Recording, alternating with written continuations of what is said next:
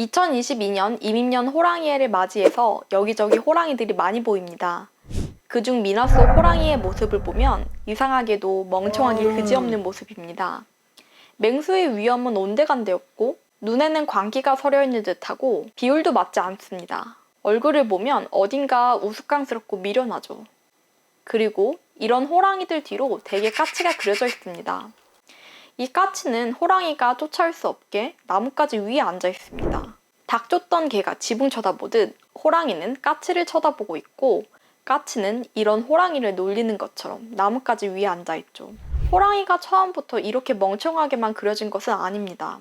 역사 속에서 호랑이의 모습을 살펴보기 전에 우선 왜 이렇게 호랑이가 우리나라 문화에 자주 등장하게 되었는지 살펴볼까요?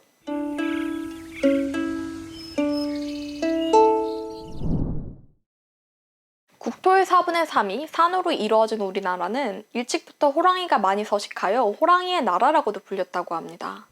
영조실록을 살펴보면 경기도에서 한 달에만 120명이 호랑이에게 물려 죽었다는 기록이 있을 정도입니다.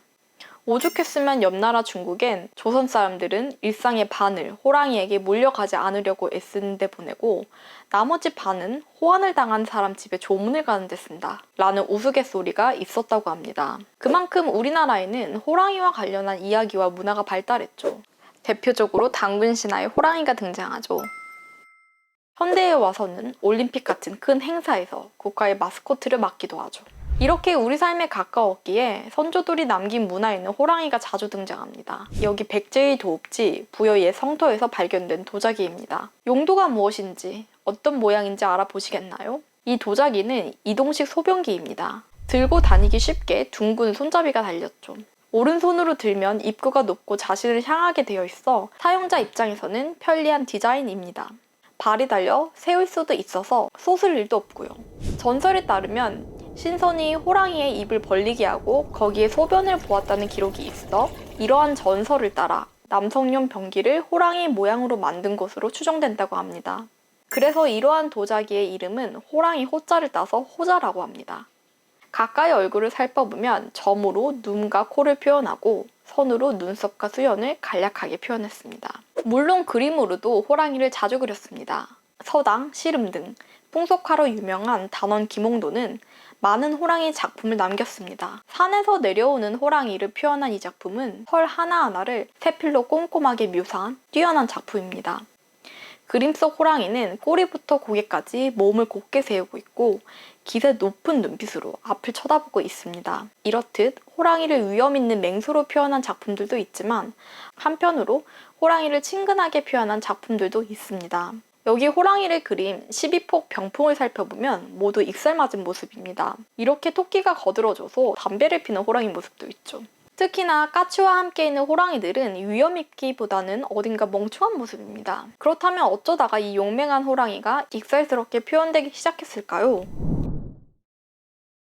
이러한 호랑이 민화가 유행하던 조선 후기 서민들 사이에서는 까치 호랑이 설화가 유행했다고 합니다. 까치가 지혜로 힘센 호랑이를 골탕 먹였다는 이야기죠. 이 설화는 단순히 재밌는 이야기가 아니라 사회 풍자였습니다. 조선 후기는 탐관오리에 대한 사람들의 분노가 터지던 시기였습니다. 동학혁명과 같은 밀란이 자주 일어났죠. 신분의 차이 때문에 핍박받았던 서민들은 당시 무능한 탐관오리들을 멍청한 호랑이로, 자신들은 호랑이에 비해 작지만 영리한 까치로 그렸습니다. 그렇기 때문에 까치는 이렇게 호랑이의 위협을 피해 나무에 올라서 있지만 호랑이를 내다보며 맞서는 모습을 한 것이죠. 이렇듯 호랑이와 까치 민화에서는 당시 사회에 대한 비판이 담겨 있었습니다. 호랑이와 까치뿐만 아니라 한국화에는 여러 재미있는 상징들이 숨어 있습니다. 대표적으로 사군자가 있죠. 이른 봄, 눈이 채 녹기도 전에 추위를 무릅쓰고 제일 먼저 꽃을 피우는 매화, 깊은 산 중 은은한 향기를 멀리까지 퍼뜨리는 난초, 늦가을에 첫 추위와 서리를 이겨내며 꽃을 피우는 국화, 추운 겨울에도 푸르고 싱싱한 잎을 간직하는 대나무, 모두 지조와 절개를 의미합니다. 여기 조선시대 대표적 여성 문인인 신사임당의 초충도입니다. 방앗개비, 개미 등과 같은 곤충에서부터 오이, 가지, 수박 같은 채소류, 봉서나 나팔꽃같이 우리 주변에서 쉽게 찾아볼 수 있는 것들을 그렸죠. 수박과 들쥐 장면을 한번 살펴볼까요? 수박이나 포도같이 넝쿨이 있는 식물에는 덩쿨처럼 자손이 번창하라는 의미가 담겨 있습니다. 수박이 씨가 많다는 점, 들쥐가 번식을 잘한다는 점 모두 마찬가지로 자손의 번창을 의미합니다. 나비는 가장 흔히 등장하는 곤충입니다. 잘 알려진 나비 이야기로 장자의 호접지몽이 있죠. 장자가 꿈에서 나비가 되었는데 깨어나니 다시 장자가 되어 내가 나비인지 나비가 나인지 구분할 수가 없다는 이야기이죠. 호접지몽은 인생의 덧없음을 뜻하며 많은 문인들에게 큰 감흥을 주어 종종 그림의 대상이 되었습니다. 이때 초충도의 나비는 한 마리가 아니라 두 마리입니다. 이렇게 쌍으로 표현된 대상들은 부부의 화목을 의미하죠. 심지어 벌들, 개미들도 제 쌍이 있는 모습입니다. 이렇듯 우리에게 익숙한 동물, 꽃등을 그릴 때도 모두 의미가 담겨져 있습니다. 유난히 멍청해 보이는 미나 속 호랑이. 이유 없이 괜히 익살스럽게 그려진 것이 아니었습니다. 그림 속 의미들을 하나하나 알아가며 재미있게 작품을 즐겨보는 건 어떨까요? 재밌게 보셨다면 구독과 좋아요 부탁드립니다.